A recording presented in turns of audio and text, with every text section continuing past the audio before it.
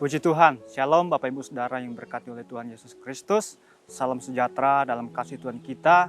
Kiranya damai sejahtera Allah yang melampaui segala akal, kiranya melimpah di dalam hidup kita, orang-orang yang percaya kepada Yesus Kristus. Saudara yang berkati Tuhan, sebelum kita lebih jauh menjalani sepanjang hari ini kita akan sama-sama belajar kebenaran firman Allah yang akan menjadi dasar iman kita dan yang akan menjadi dasar kepercayaan kita kepada Yesus Kristus. Puji Tuhan. Ayat kebenaran firman Allah saya ambil di dalam Keluaran pasal 13 ayat 17 dan 18. Firman Allah berkata demikian. Setelah Firaun membiarkan bangsa itu pergi, Allah tidak menuntun mereka melalui jalan ke negeri orang Filistin, walaupun jalan ini yang paling dekat. Sebab firman Allah, jangan-jangan bangsa itu menyesal apabila mereka menghadapi peperangan, sehingga mereka kembali ke Mesir. Tetapi Allah menuntun bangsa itu berputar melalui jalan di padang gurun menuju ke Laut Teberau.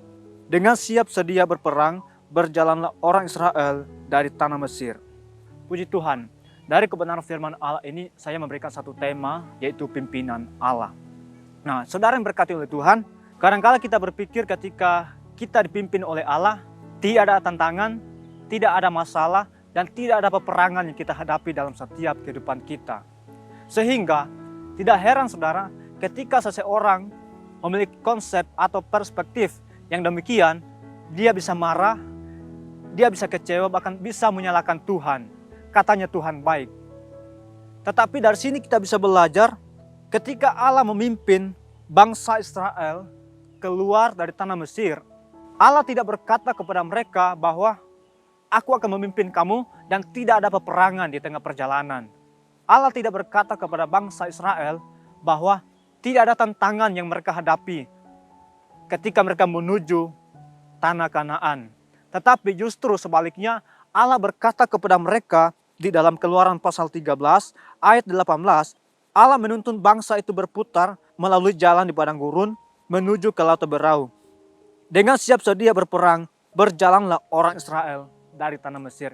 Inilah faktanya ketika Allah memimpin bangsa Israel keluar dari tanah Mesir, faktanya adalah Allah menuntun mereka melalui padang gurun, bahkan berperang melawan musuh-musuh dan perjalanan. Tetapi dari sini kita bisa belajar ketika Allah memimpin dan masuk ke dalam proses peperangan hidup yang rasanya tidak ada tanda-tanda untuk menang, tidak ada tanda-tanda untuk bisa menyelesaikan setiap masalah, pergumulan yang kita hadapi dalam setiap kehidupan kita.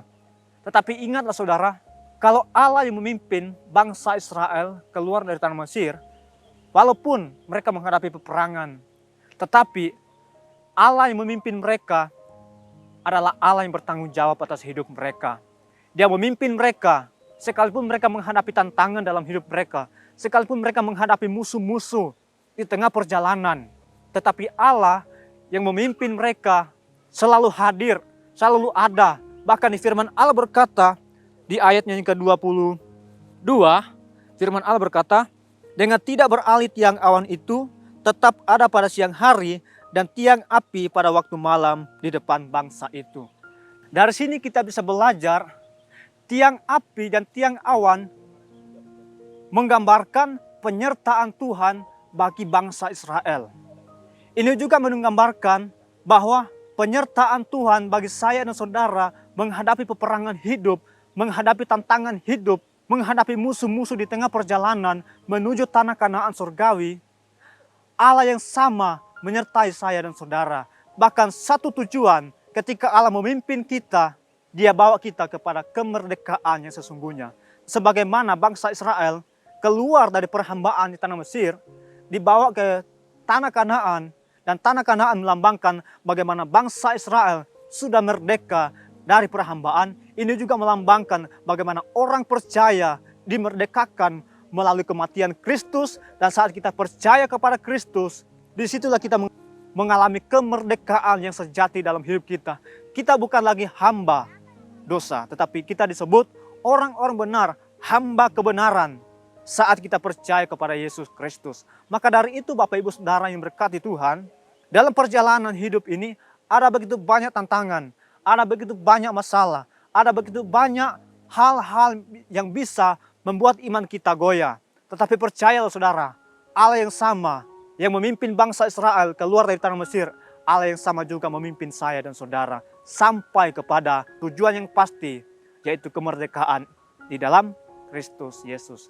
Puji Tuhan, demikian kebenaran firman Allah. Mari kita berdoa.